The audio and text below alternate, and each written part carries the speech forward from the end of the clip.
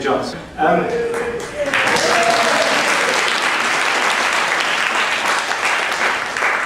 Some of you may know that I'm, one of the things that I got into as a poet is I am the official poet for a Bristol food company called Bart Spices, and they commission me from time to time to write poems, usually spice related. Because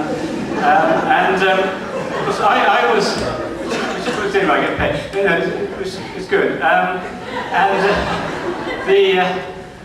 The other day, having watched the Tudors, have you watched the Tudors costume drama on BBC, BBC One, whatever it is, I had this idea of combining Henry VIII and spices. There's about as much historical fact in this poem as there is in the Tudors.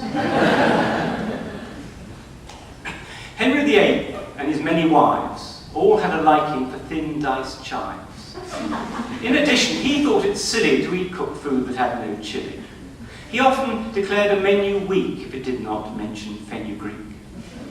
Now, Kate Arrogin was no paragon when it came to wanting tarragon, and as for her desire for cumin, King Hal would often find her fuming that the meals lacked bite and savour, so soon fell she from Henry's favour.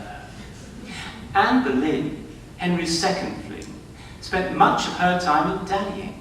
A courtier heard her murmur, "Nick, sprinkle my oysters with turmeric." They say she whispered, "Oh, try harder, Tom. I must have plenty of cardamom." Anne of Cleves rubbed fresh bay leaves over her face and under her sleeves because she thought it so unfair that Henry called her his Flanders mare. This herby treatment did no good. Henry divorced her because he could. Now, Catherine Howard and Catherine Parr both loved tandoori masala, but Katie H. loved more than spices, and so when left to her devices, she winked and flirted brazenly, then lost her head quite brutally.